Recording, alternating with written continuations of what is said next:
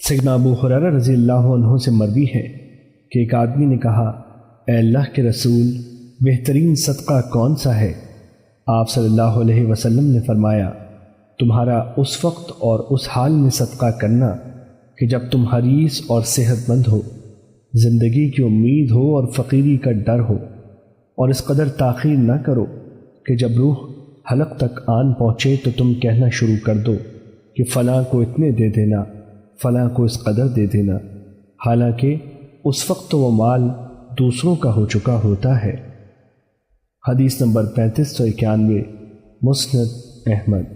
سیدنا ابو ہریرہ رضی اللہ عنہ سے روایت ہے کہ رسول اللہ صلی اللہ علیہ وسلم نے فرمایا، بہترین صدقہ وہ ہے جو اپنی ضرورت پوری کرنے کے بعد کیا جائے، اور خرچ کرتے وقت ان لوگوں سے ابتدا کرو جن کی کفالت کا تو ذمہ دار ہے، اور اوپر والا ہاتھ نیچے والے ہاتھ سے بہتر ہے۔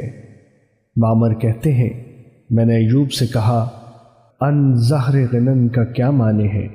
انہوں نے کہا، جو تیری ضرورت اور غنا سے زائد ہو۔ حدیث نمبر 3592، مسند احمد۔ دوسری سند۔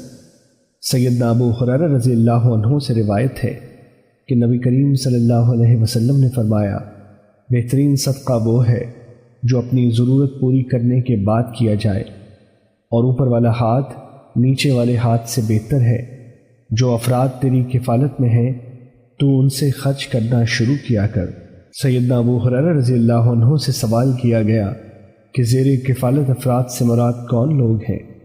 انہوں نے کہا، تمہاری بیوی جو کہتی ہے کہ مجھے کھانا کھلاؤ اور نان و نفقہ دو، وگرنہ مجھے طلاق دے دو، تمہارا خادم جو کہتا ہے کہ مجھے پہلے خوراک دو تب مجھ سے کام لو، اور تمہاری بیٹی جو کہتی ہے کہ اگر تم خود میری ضرورت پوری نہیں کرو گے تو مجھے کس کے حوالے کرو گے؟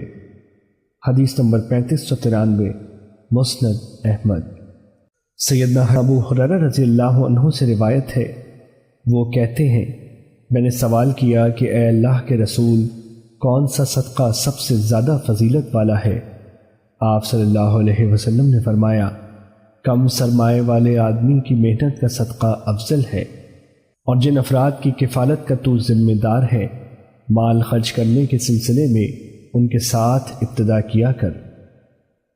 حدیث نمبر 3595، مسند احمد۔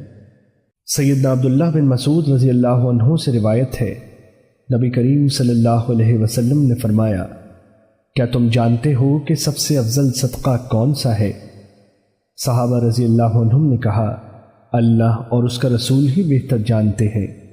آپ نے فرمایا، کسی کو کوئی چیز عاریتاً دے دینا، مثلاً تم میں سے کوئی اپنے مسلمان بھائی کو درہم یا سواری یا بکری کا دودھ یا گائے کا دودھ دے دے۔ حدیث نمبر 3596، مسند احمد۔